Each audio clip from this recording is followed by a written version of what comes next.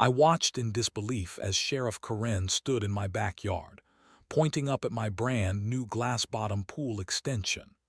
Her face was red with rage, her hand resting on her service weapon as she screamed at me to tear it down immediately. But what she did not realize was that every word, every threat, every abuse of her badge was being recorded by 3 different cameras. And in that moment, as she threatened to arrest me for complying with her own demands, I knew I had her exactly where I wanted her. After 23 years of living in the concrete jungle of downtown Phoenix, I finally found my slice of heaven. The house sat on 2 acres of pristine mountain terrain in Cedar Ridge, a small town where everyone knew everyone and life moved at the pace of the seasons rather than the stock market. The previous owner had built the property with vision. The house perched on a natural hillside, offering breathtaking views of the valley below. But the crown jewel was the infinity pool that seemed to flow right into the horizon. Crystal blue water reflected the towering pines and granite peaks that surrounded our little mountain community. I spent my first month in pure bliss. Every morning, I would take my coffee to the pool deck and watch the sunrise paint the mountains in shades of gold and crimson. Every evening, I would float on my back and count stars that you could never see through the smog and light pollution of the city. The neighbors seemed friendly enough. Mrs. Henderson from across the street brought me homemade apple pie and warned me about the occasional bear that wandered through looking for garbage. Tom and Linda next door invited me to their weekend barbecues where I learned about local hiking trails and the best fishing spots. But it was the house directly below mine that caught my attention. Sheriff Karen Martinez lived there with her teenage son. Her property shared the lower slope of my hillside, and from my pool deck, I had a clear view down into her backyard. She kept her yard immaculate, with perfect rows of vegetables and flowers that she tended every evening after her shift.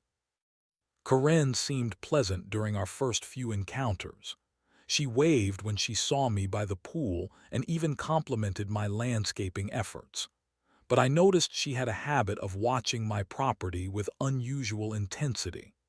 Sometimes I would catch her standing at her back fence, staring up at my house with an expression I could not quite read.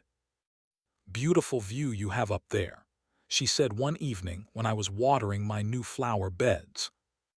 "Thank you. I feel incredibly lucky to have found this place," I replied. She nodded slowly, her eyes scanning my pool area with that same intense focus. "Yes, very lucky indeed." Something in her tone made me uneasy, but I dismissed it as typical small-town curiosity. After all, I was the newcomer in a community where some families had lived for generations. A little scrutiny was to be expected. The trouble started on a Saturday evening in late June. I was hosting my first pool party since moving to Cedar Ridge. Nothing elaborate, just 6 friends from my old job who had driven up for the weekend. We were grilling burgers, playing music at a reasonable volume, and enjoying the mountain air. At exactly 8:30, Corinne appeared at my back gate wearing her full sheriff uniform despite being off duty. Her badge gleamed in the setting sun, and her hand rested casually on her duty belt as she approached our group. "Evening, folks," she said with a smile that did not reach her eyes. "I hate to interrupt your gathering, but I have been getting complaints about the noise level." I felt my face flush with embarrassment. "I am so sorry, Corinne. I had no idea we were being too loud. We can definitely turn the music down." "I appreciate that," she replied, but her tone suggested this was about more than just noise. "You know, as sheriff, I am required to inform you that gatherings of more than 6 people require a special permit in Cedar Ridge. Something about crowd control and safety regulations." My friend Marcus, who worked in event planning, raised an eyebrow. "Really? That seems unusual for a private residence. Corinne's expression hardened slightly. Sir, I have been enforcing the laws in this county for 12 years. I think I know what I am talking about. The party ended awkwardly after that, with my friends feeling uncomfortable and me feeling like I had somehow violated an unspoken rule of small-town etiquette. That night, I spent hours researching Cedar Ridge municipal codes and found no mention of permit requirements for private gatherings of any size. But Corinne was not finished. 3 days later, she appeared at my door again, this time carrying a clipboard and wearing latex gloves. I need to inspect your pool chemicals, she announced. Mrs. Patterson down the hill is claiming that runoff from your pool area is affecting her garden. Mrs. Patterson, I asked, confused. I do not think I have met her. She lives 2 streets over. The chemicals you are using could be affecting property values throughout the neighborhood. As an elected official, I have a duty to investigate environmental concerns. I led her to my pool equipment, feeling increasingly bewildered. I use standard chlorine tablets and pH balancers, the same products sold at every pool supply store in America. Corinne spent 20 minutes taking notes and photos, muttering about excessive chemical usage and potential groundwater contamination. Before leaving, she turned to me with that same cold smile. You know, I have been thinking about your property. The visibility of your pool from neighboring homes might be problematic. There are privacy ordinances in this county that most people do not know about. Privacy ordinances. Oh yes, very specific rules about what neighbors can see from their property lines. I would hate for you to face violations, especially as a new resident trying to fit into our community. That night, I called the county planning department. After being transferred 3 times, I finally spoke to a clerk who confirmed that no such privacy ordinances existed in Cedar Ridge or the surrounding county. I was beginning to understand that Sheriff Corinne Martinez had her own interpretation of the law, and unfortunately for me, she was the one with the badge. Over the next month, Corinne's harassment escalated from subtle intimidation to outright abuse of power. It started with official citations that appeared on my door seemingly at random. The first one cited me for a fence that was allegedly 3 inches too tall according to some obscure zoning regulation from 1987. The second claimed my landscape lighting violated a dark sky ordinance that no one else in the neighborhood seemed to follow. The third was for having non-native vegetation in my front yard garden. Each citation carried potential fines ranging from $200 to $800. When I called the county courthouse to contest them, I was told that Sheriff Martinez had filed the complaints personally, and that I would need to appear before a judge to dispute them. But the citations were just the beginning. Corinne began patrolling past my house multiple times per day, always slowing down to stare and take notes on a small pad she kept in her patrol car. Sometimes she would park at the end of my driveway for 10 or 15 minutes, just sitting there with her window down, making it clear that I was being watched. The psychological pressure was exhausting. I found myself checking the windows before going outside, avoiding my pool during the hours when I knew she might drive by. The sanctuary I had purchased was becoming a prison. Then she went after my contractor. Mike Rodriguez had been hired to repair some stone work around my pool deck, a simple job that should have taken 2 days. On the morning he was supposed to start, he called to cancel. I am really sorry, Mike said, and I could hear the frustration in his voice. But I cannot work on your property right now. What do you mean? Did something come up? There was a long pause. Look, I have been doing business in this county for 15 years. I cannot afford to get on Sheriff Martinez's bad side. She made it very clear that contractors who work on your place might find themselves getting pulled over more often, having their licenses scrutinized more carefully.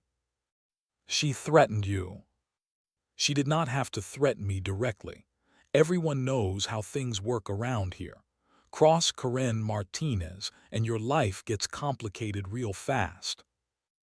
After Mike hung up, I sat in my kitchen staring out at the unfinished stone work. This was not just about my pool or my property anymore. Karen was using her badge to isolate me, to turn the entire local business community against me through fear and intimidation. The final escalation came on a Tuesday morning in August. I was enjoying my coffee by the pool when Karen's patrol car pulled into my driveway. She stepped out wearing her full uniform and mirrored sunglasses, looking every inch the intimidating authority figure. "We need to talk," she said without preamble. "About what?" "About your pool." She gestured toward the water with obvious disdain. "It has become a public nuisance.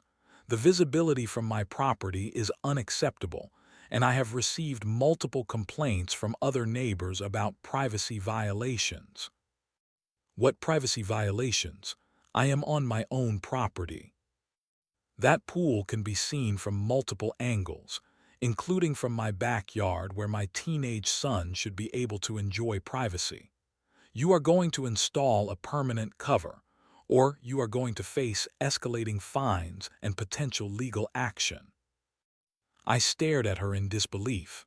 "A permanent cover, that would make the pool unusable."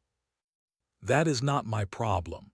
You have 30 days to comply, or I will be forced to take more serious action. And trust me, you do not want to find out what that means." As she walked back to her patrol car, I realized that Karen Martinez had crossed a line from harassment into something much more dangerous. She was not just abusing her authority anymore. She was trying to destroy my quality of life entirely. That night, I made a decision. If Karen wanted to play games with the law, then I would learn to play them better than she could ever imagine. I spent the next 2 weeks becoming an expert in property law, municipal codes, and police conduct regulations. My dining room table disappeared under stacks of legal documents, printed code sections, and pages of handwritten notes. I was determined to understand exactly what Karen could and could not legally demand. The first revelation came from the county courthouse. I spent an entire morning in the records office, digging through complaint filings and citation histories. What I found made my blood run cold. Karen Martinez had filed harassment complaints against 17 different residents over the past 5 years. Noise violations, zoning complaints, environmental concerns, privacy disputes. The pattern was always the same. New residents or people who had somehow crossed her would suddenly find themselves buried under official paperwork and legal threats. Most people eventually gave up and moved away. The few who stayed either gave in to her demands or found ways to avoid her attention entirely. I was not the first person she had targeted, and I would not be the last unless someone stopped her. The second revelation came from my own property research. I hired a surveyor to create detailed maps of my lot lines and elevation measurements. What I discovered was fascinating. My property sat on a natural hillside that gave me legal right to views in all directions, including downward toward Karen's house. More importantly, Karen's own property had several code violations she had never addressed. Her fence exceeded height limits in 2 places. Her storage shed was built too close to the property line. Her driveway encroached 6 inches onto county easement land. If anyone should have been receiving citations, it was Sheriff Karen Martinez herself. But the most important revelation came from an unexpected source. Mrs. Chen, An elderly woman who lived 3 blocks away approached me at the grocery store. "You are the one living in the Hendricks place," she said quietly, glancing around to make sure no one was listening. "Yes, ma'am. Karen Martinez has been bothering you." It was not a question. "How did you know?" Mrs. Chen sighed deeply. "Because she bothered us too. 3 years ago, my husband planted a garden that she claimed violated some plant height regulation. She made our lives miserable for months. Citations, threats, having us followed by deputies. We almost sold our house." "What happened? How did it stop?" "We gave in, tore out the garden, paid the fines, apologized for things we never did wrong, but I have regretted it every day since." She looked directly into my eyes. "That woman is not a sheriff. She is a bully with a badge. Someone needs to stand up to her." That evening, I sat by my pool thinking about Mrs. Chen's words. As the sun set behind the mountains, I stared down at Karen's perfectly manicured backyard. She was out there watering her vegetables, moving through her evening routine with the same precision she brought to terrorizing her neighbors. That was when the idea hit me. Karen wanted my pool covered. She claimed it violated her privacy to be observed from above. But what if I gave her exactly what she asked for while turning her own demands against her? I spent the rest of the night researching pool covering options, and what I found was perfect. There were companies that specialized in transparent pool installations using tempered glass panels. The technology was cutting edge, mostly used in luxury hotels and high-end resorts. But there was no reason it could not be adapted for residential use, and there was certainly no law against it. If Karen Martinez wanted my pool covered, then covered it would be, but she was going to regret ever making that demand. Monday morning, I called the best property rights attorney in the county. James Morrison had a reputation for taking on difficult cases and winning them. His office was located in the county seat, 40 minutes away from Cedar Ridge, far enough from Karen's influence to speak freely. "Sheriff Martinez has zero legal authority to demand pool covering," Morrison said after reviewing my documentation. "What she is doing constitutes harassment under color of authority, which is a federal civil rights violation. We could file charges tomorrow." What would happen to her? Internal investigation, possible criminal charges, definitely civil liability. But these cases take years to resolve, and in the meantime, she would still be sheriff. I leaned back in his leather chair, thinking, what if I have a better idea? Morrison raised an eyebrow. "I am listening." "What if I actually comply with her demand, but in a way she never saw coming?" I explained my research into glass pool systems. Morrison's expression shifted from confusion to amazement to barely contained laughter. "That is actually brilliant," he said. "Technically, you would be covering your pool exactly as she demanded. The fact that the covering would be transparent glass is irrelevant legally. And if she tried to claim it violated some other ordinance? There are no ordinances against glass installations. Hell, there are no ordinances against pool covers of any kind. She made up that privacy violation nonsense, so she has no legal standing to complain about your solution." Morrison helped me draft a letter to Karen, formally acknowledging her demand for pool covering and confirming my intention to comply within the specified timeframe. The letter was professional, respectful, and gave no hint of what was actually coming. Next, I contacted Aqua Innovations, a company in Denver that specialized in transparent pool installations. The owner, David Kim, was intrigued by my project. "You want to extend a glass bottom section over a hillside?" he asked during our video call. Exactly. The pool would remain fully functional, but with a transparent viewing section that extends outward from the existing structure. David pulled up satellite images of my property on his computer. I can see the elevation difference. This would actually be an incredible installation from an engineering standpoint. The views would be spectacular. How long would it take?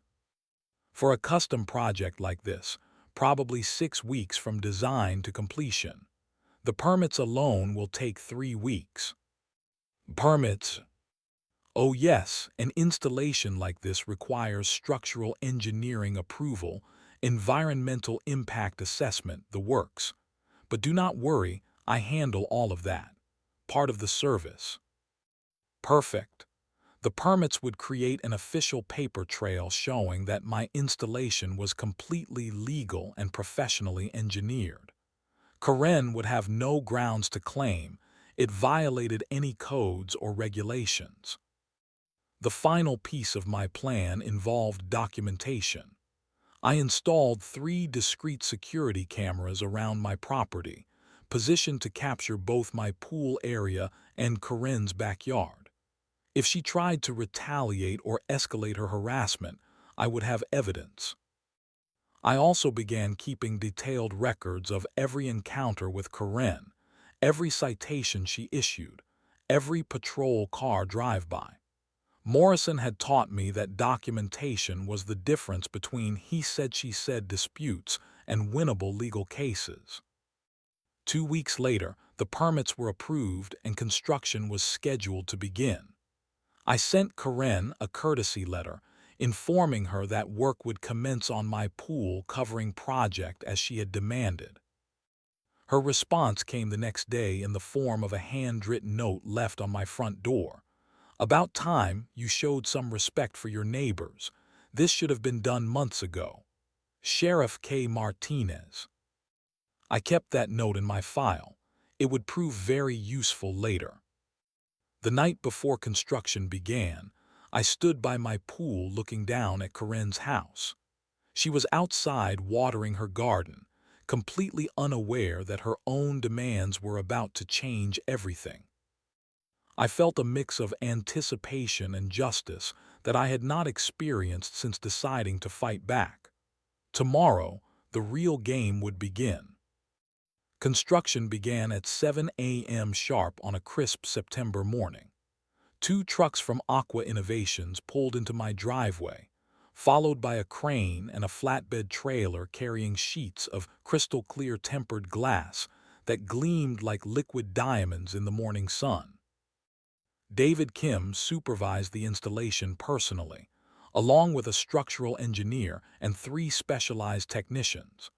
The process was fascinating to watch. They began by constructing a reinforced steel framework that extended from my existing pool deck out over the hillside, supported by concrete pillars driven deep into the bedrock. The neighborhood took notice immediately. By noon, a dozen neighbors had found reasons to walk past my house, craning their necks to see what kind of elaborate construction project was underway. Mrs. Henderson brought lemonade for the work crew. Tom and Linda stopped by to admire the engineering. But the person I was most interested in was Sheriff Karen Martinez. She emerged from her house around 10 a.m., coffee mug in hand, and stood at her back fence staring up at the construction activity. Even from a distance, I could see her satisfaction. Finally, the troublesome newcomer was covering his pool as she had demanded. The glass installation began on day 2. Each panel was a work of art, measuring 8 feet by 4 feet and thick enough to support the weight of water while remaining completely transparent. The workers used specialized suction equipment to position each panel precisely, creating seamless joints sealed with marine-grade gaskets. By the end of day 3, the framework was complete, and the first test water was being added to the extension. The effect was breathtaking. The new section of pool appeared to float in midair, offering an unobstructed view straight down into the valley below. including an unobstructed view straight down into Corinne's backyard. I was swimming laps in the new section when Corinne finally realized what had happened. I was floating on my back, enjoying the sensation of being suspended above the landscape, when I heard a door slam below me. Corinne stood in her backyard staring up at my glass-bottom pool extension with an expression of pure shock. For a full minute, she did not move. She just stood there, mouth open, as the reality of the situation sank in. From my position in the pool, I had a perfect view down into her private outdoor space. I could see her vegetable garden, her patio furniture, her hot tub, her clothesline. Every corner of her backyard was visible through the crystal-clear glass beneath my feet.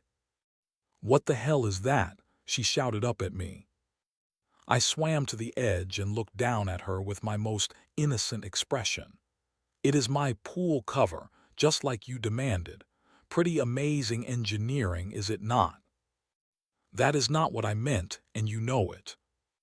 "But Corinne, you specifically demanded that I cover my pool. You said it was a privacy violation for you to be observed from my property. Now my pool is completely covered with a beautiful transparent installation."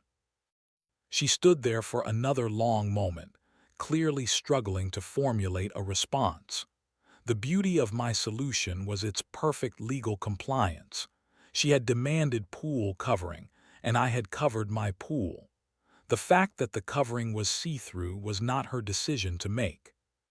"This is unacceptable," she finally screamed.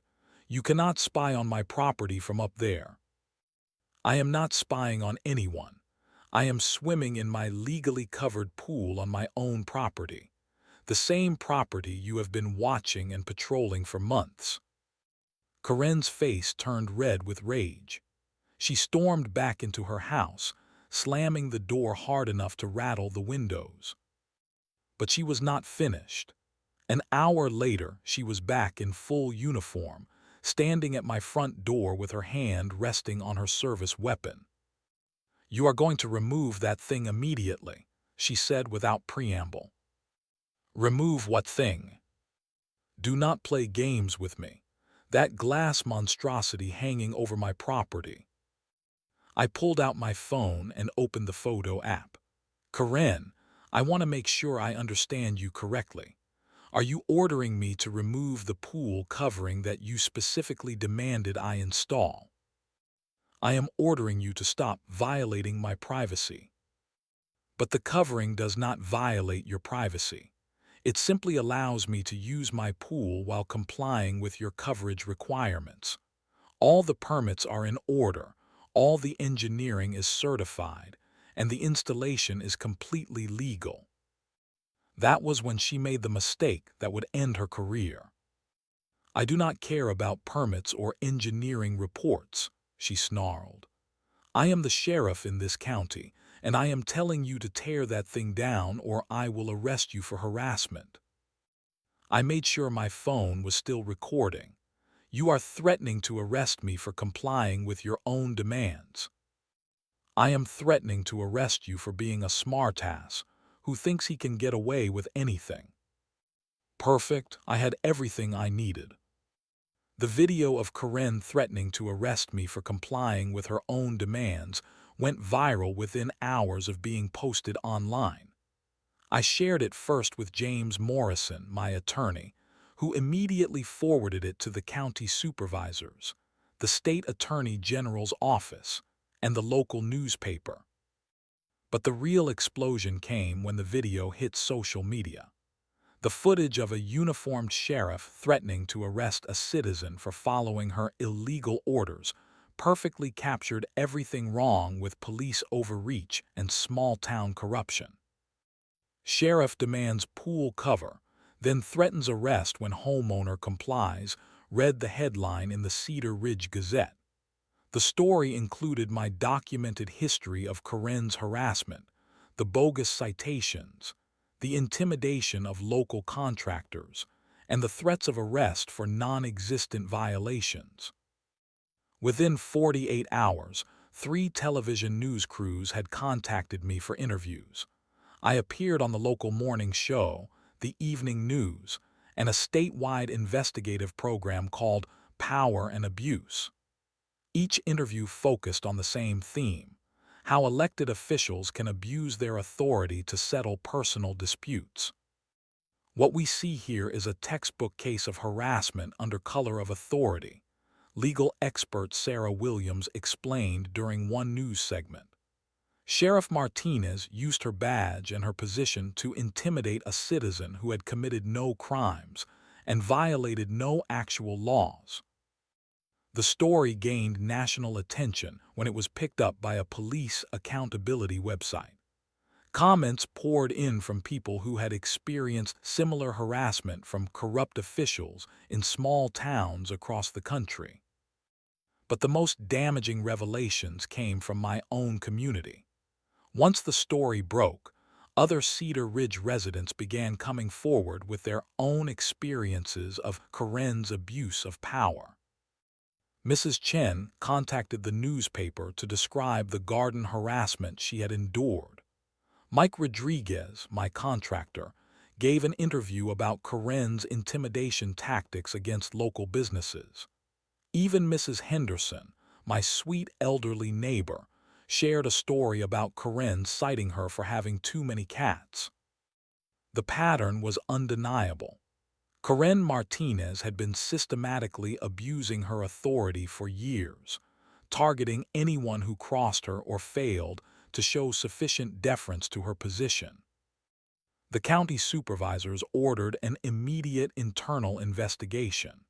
The state attorney general's office announced they were reviewing the case for potential federal civil rights violations. The Cedar Ridge City Council called an emergency meeting to discuss Karen's conduct. Karen's response was predictably aggressive. She held a press conference claiming she was the victim of a coordinated attack by troublemakers who want to undermine law enforcement in our community. "I have served this county faithfully for 12 years, she said, reading from a prepared statement. "I will not be intimidated by internet trolls and publicity seekers who twist my words and take my actions out of context." But her defense crumbled when more evidence surfaced. The county investigation revealed that Karen had filed more harassment complaints than the rest of the sheriff's department combined. They found records of her pressuring local businesses to refuse service to people she disliked. They discovered she had been using county resources to conduct personal surveillance on residents who annoyed her. Most damaging of all, they found evidence that Karen had been falsifying incident reports to justify her actions. The bogus citations she had issued to me and others were based on ordinances that either did not exist or had been misrepresented completely. 3 weeks after the story broke, the County Board of Supervisors announced that Sheriff Karen Martinez was being placed on administrative leave, pending the outcome of criminal and civil investigations. The announcement came on a Thursday afternoon. I was floating in my glass-bottom pool, reading a book and enjoying the mountain air, when I saw Karen emerge from her house below. She was wearing civilian clothes, her face drawn and exhausted. She looked up at me for a long moment, and I could see the defeat in her eyes. For the first time since I had moved to Cedar Ridge, Karen Martinez looked powerless. That evening my phone rang. It was James Morrison, my attorney. "They are offering her a deal," he said. "Resign immediately, accept a permanent ban from law enforcement, and avoid criminal prosecution." "What about restitution for all the people she harassed?" "That will be part of the civil settlement. Everyone she targeted over the years will be compensated for their legal fees, property damage, and emotional distress." I looked out my window at Karen's dark house. After months of harassment, intimidation, and abuse of power, justice was finally being served. But the real victory was not Karen's downfall. It was the message her case sent to other corrupt officials: abuse your authority, and eventually someone will hold you accountable. Karen Martinez officially resigned from the Cedar Ridge Sheriff's Department on a gray November morning. There were no press conferences, no farewell ceremonies, no acknowledgement of her 12 years of service. She simply cleaned out her desk, turned in her badge and weapon, and disappeared from public life. The criminal charges were ultimately dropped in exchange for her resignation and cooperation with ongoing investigations into other cases of police misconduct in the county. But the civil lawsuits moved forward. 17 different residents, including myself, filed complaints seeking damages for harassment, emotional distress, and abuse of authority. The settlement was finalized 6 months later. The county agreed to pay $2.8 million to Karen's victims, with individual awards ranging from $50,000 to $200,000, depending on the severity of harassment each person had endured. My settlement covered my legal fees, the cost of installing security cameras, and compensation for the months of stress and lost enjoyment of my property. But money was never the real point. The real victory was seeing Karen's house go up for sale 3 weeks after her resignation. She moved away quietly, and I never saw her again. The glass-bottom pool became something of a local attraction. Neighbors would bring visitors by to see the famous pool that took down a corrupt sheriff. Engineering students from the state university requested tour to study the structural design. A home improvement magazine featured the installation in an article about creative problem-solving. More importantly, the pool served its intended purpose perfectly. I could swim laps while enjoying panoramic views of the mountains and valley. The transparent bottom created an almost magical sensation of floating in midair. On clear nights, I could lie on my back in the warm water and watch the Milky Way spread across the unpolluted mountain sky. The new sheriff, elected in a special election 6 months after Karen's resignation, stopped by one evening to introduce himself. Sheriff Robert Chen was Mrs. Chen's nephew, a career law enforcement officer who had served with distinction in 2 other counties. "I wanted to thank you," he said, as we stood by the pool watching the sunset. "What you did was not just about standing up to Karen. You stood up for everyone in this community who felt powerless against corruption. I just wanted to enjoy my pool in peace." "Maybe, but you showed people that bullies can be beaten, even when they wear badges. That matters more than you know." 6 months later, I hosted the largest pool party in Cedar Ridge history.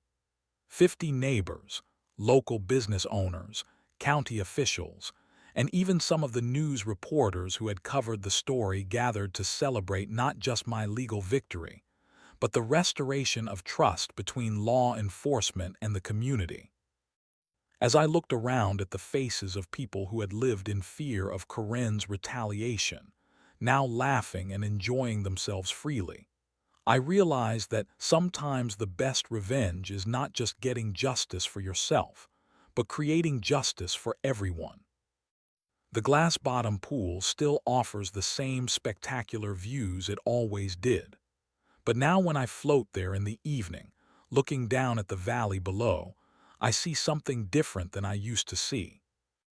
I see a community that remembers what happens when good people stand up to corruption. And I see the empty space where Karen's house used to cast its shadow, now filled with light.